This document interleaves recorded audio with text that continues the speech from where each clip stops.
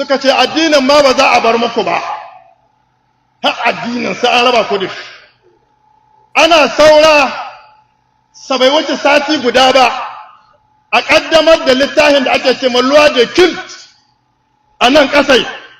Wani littafi ne da ƙasar Faransa ta cilata aka yi shi na wasu dokoki na kafirci, na wasu dokoki masu ruguza musulunci gabaki ɗaya.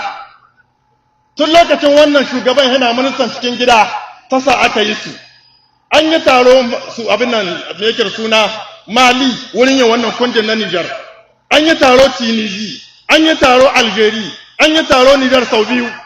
Faransa ta cilata sai an yi wani kundi mai suna loi de culte, wai dokoki bisan ibadodi. Cikin kundin akwai cewa masallatan Niger gaba ɗaya za su koma na gwamnati. Makarantun Niger gaba ɗaya za su koma na gwamnati. Za ta ba wanda ta ga dama, ta naɗa wanda ta ga dama. Cikin kundin akwai cewa da musulunci da bori duka ɗaya suke. Akwai rusa kalmar shahada. Da a rushe ma kalmar shahada ƙara kana kabari da kalmar ta shahada. A cikin kundin akwai cewa ba za ka yi kiran sallah ba wajen masallaci sai cikin masallaci. Ba za ka yi kiran sallah da lasifika ba. Wa'azi sai gwamnati ya naɗa. Huɗubar juma'a sai ta zo daga ministar da lantariyar. In ka ƙara kalma guda bisan huɗubar da aka baka za a hita ka daga mulimanci. Shi wa'azi sai ka rubuta kai ga kwamiti ya diba in ya kamata ka yi wa'azin. Ka sake a ristare ka kai su saurara in ya yi daidai da abin da ke rubuce in bai daidai ba a kore ka daga wa'azi. Wa'azin sai gwamnati ya zaɓa akwai wai sai mai birebe ko bireben talakwal. Ana shirin ƙaddamar da wannan mugun abun. Malamai ya mai ƙungiyoyi 74 suka ce ma ministar da lantariyar za ku kunna mu wutan ƙasan mu wuta. Suka ce shi yaya za yi. Aka je wajen shugaban ƙasa yace sai an yi. Suka je wajen tsohon shugaban ƙasa ya nemi shugaban ƙasa ya yi haƙuri yace sai an yi. Aka zo wajen kalla mu tari ya roƙi shugaban ƙasa yace sai an yi. Ƙungiyoyi guda 74 shugaban ƙasa ya ta tsoratar da saura yana kiransu yana ce musu sai hankali. Duk suka jaye aka bar ƙungiya 8. Ƙungiya 8 suka sake komawa wajen wannan shugaban da aka juye. Suka ce mai karka ja mana bala'i cikin ƙasa, karka taɓa musulunci. Mu malamai ba ma ƙaunar mulki. Mu ba masu son mulkin ka bane. Ka bar mu yi addinin mu. Karka ja mana bala'i cikin ƙasa. Yace sai an yi. Cikin dokoki yake guda ɗaya kaɗai ke yin sauƙi shine bisan kiran sallah, amma bi sauran gaba ɗaya kaf sai an yi. Kun san ya aka yi da shi da malaman? Sai suka ce to za mu koma, amma za mu gaya ma wallahi za mu gaya ma Allah. Allah shi na mai wannan addinin, wallahi za mu gaya mai.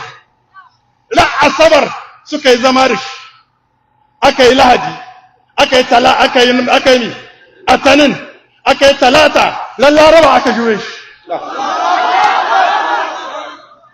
Addinin musulunci ba ya taɓo a kwashe lahiya. Wannan addinin wallahi gaskiya ne. Annabi Muhammad gaskiya ne. Alƙur'ani gaskiya ne. Musulunci gaskiya ne. Kamar yadda ‘yan Nijar ke yin wannan addinin da gaskiyarsu, da yarda mu ci gaba da riƙo da wannan addinin. Babu gudu, babu ja da baya. Da haka wanda a takaice ba na son tsawaita. Anan zan takaita da in bar ma Sheikh Malam Muktar Zandar ya zo ya ci gaba. Ya Allah ka zaunar ƙasar mu lafiya. Jagororin mu ya Allah kai musu jagora. Ya Allah ka sa mu shugabancin su alkhairi. Allah ka sa mushi albarka. Allah kai mu ƙasar mu albarka. Wannan gari na da ƙwaro Allah ka ƙara saukar da ni'ima a cikin shi. Muna ƙara addu'a ga Sheikh Malam Zakariya'u babban mai wa'azin mu da Allah ya mawadi ya Allah kai mashi gafara. Muna ƙara addu'a ga Alhaji Ada mai kokari a cikin kokarin a ɗaukaka addini a daƙwaro da Allah ya karɓe shi ya Allah kai mu Ada gafara. Da suna raye so ga ci gaban da ake ta samu na addini babban gurin su kenan, gurin su ya cika. Muna ƙara addu'a ga matasa 'yan kasuwa waɗanda suke zuwa Maraɗi mana taya da su Kano wajen kasuwanci da suke aka fi don da dama tare da ni aka rufe su a Maraɗi. Allah kai musu gafara. Ya Allah kasuwancin da ƙwaro Allah ka ƙara ɗaukaka shi. dukkanin wani alkhairi na da ƙwaro Allah ka ƙara bunƙasa shi, Allah ka ƙara ma garin da ƙwaro albarka, kasuwancin da ƙwaro Allah ka ƙara halhaɗo shi. Muna da labari duka abubuwa sun yi ƙasa, ya Allah ka ɗaukaka sun alkhairi, ya Allah ka ƙara zaunar da ƙasar mu lafiya, Allah ka sa mu rayuwar mu albarka, Allah ka sa mu gama lafiya. Waɗannan jagorori namu Allah ka yi musu albarka, ka yi mu zuriyarsu albarka, Allah ka sa su gama lafiya. Kamar da wannan shugabanni namu suka girmama addininsu, suka zo tare da mu suna zaune, suka girmama alƙur'ani, suka girmama wa'azin musulunci, ya Allah ka ƙara girmama su, Allah ka ƙara albarka ga rayuwarsu, Allah ka ƙara daraja ga shugabancinsu. Assalamu alaikum wa rahmatullah. السلام عليكم.